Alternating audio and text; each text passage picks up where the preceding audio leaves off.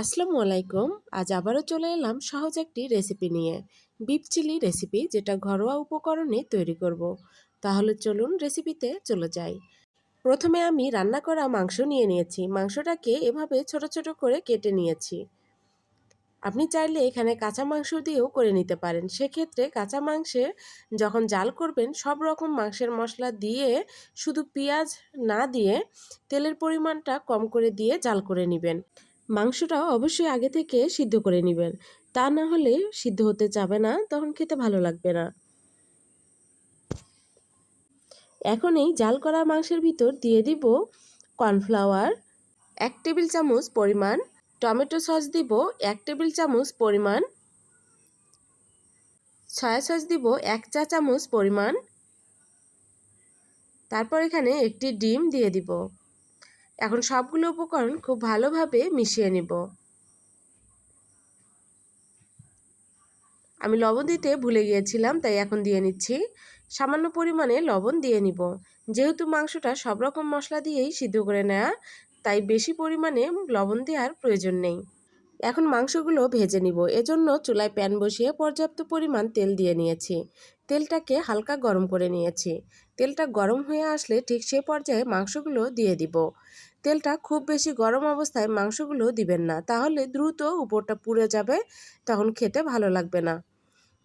মাংসগুলো ভাজতে খুব বেশি সময়ের প্রয়োজন হবে না।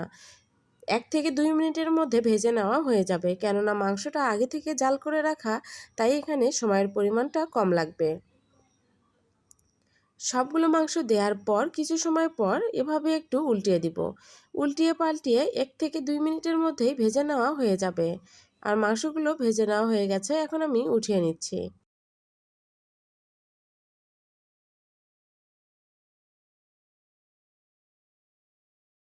এখন নিয়ে নিব 1 টেবিল চামচ পরিমাণ কর্নফ্লাওয়ার এবং তার সঙ্গে দিয়ে দিব 1/4 কাপ পরিমাণ টমেটো সস এবং 1 চা চামচ পরিমাণ সয়া সস, হাফ চা চামচ পরিমাণ মরিচের গুঁড়া এবং হাফ চা চামচের কম লবণ অথবা স্বাদ মতো।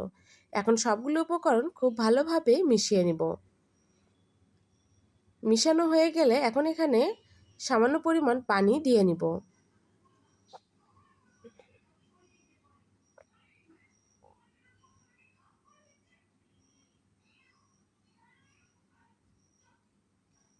এখানে যদি আপনারা ঝালটা কম খেতে চান, তাহলে এখানে যে মরিচের গুঁড়াটা দিয়েছি সেটা না দিলেও চলবে। এখন যে মাংসটা ভেজে নিয়েছিলাম যে তেলে, সেই তেলের ভিতরেই ক্যাপসিকাম এবং পেঁয়াজটাকে এভাবে কেটে নিয়ে ভেজে নিব। হালকা করে ভেজে নিব, খুব বেশি ভেজে নেওয়ার প্রয়োজন নেই।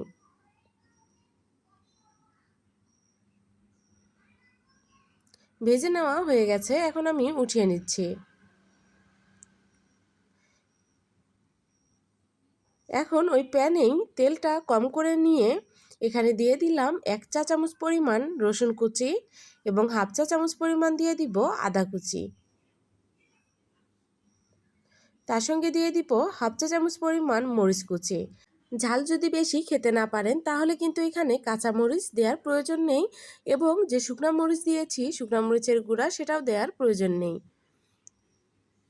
আর যদি ঝাল খেতে পারেন তাহলে তো সমস্যা নেই। এখন সবগুলো উপকরণ একটু হালকা করে ভেজে নিব।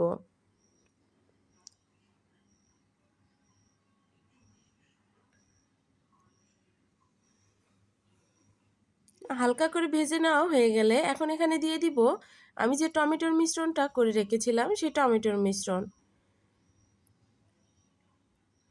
এবার মিশ্রণটা দিয়ে আবারও নেড়েচেড়ে নিব এবং বাটিটা ধুয়ে কিছুটা পানি দিয়ে নিব। কিছু সময় নেড়েচেড়ে নেওয়ার পর তারপর এখানে মাংসগুলো দিয়ে দিব। মাংসটা দিয়ে আবারও কিছু সময় নেড়েচেড়ে নিয়ে তারপর এখানে ক্যাপসিকাম এবং পেঁয়াজ দিয়ে দিব। আবারও নেড়েচেড়ে জাল করে নিব।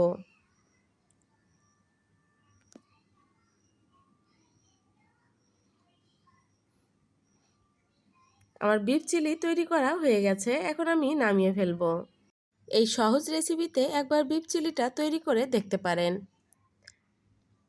এখন আমি নামিয়ে পরিবেশন করব। আশা করি আজকের রেসিপি আপনাদের কাছে ভালো লেগেছে। যদি রেসিপি ভালো লেগে থাকে তবে প্লিজ একটি লাইক দিয়ে যাবেন এবং কমেন্ট করে অবশ্যই জানিয়ে যাবেন। আমার রেসিপি যদি আপনার কাছে ভালো লেগে থাকে এবং আমার রেসিপি দেখতে চান তবে অবশ্যই চ্যানেলটিকে সাবস্ক্রাইব করে বেল বাটনটি অন করে দিবেন। সবাই ভালো থাকবেন। আল্লাহ হাফেজ।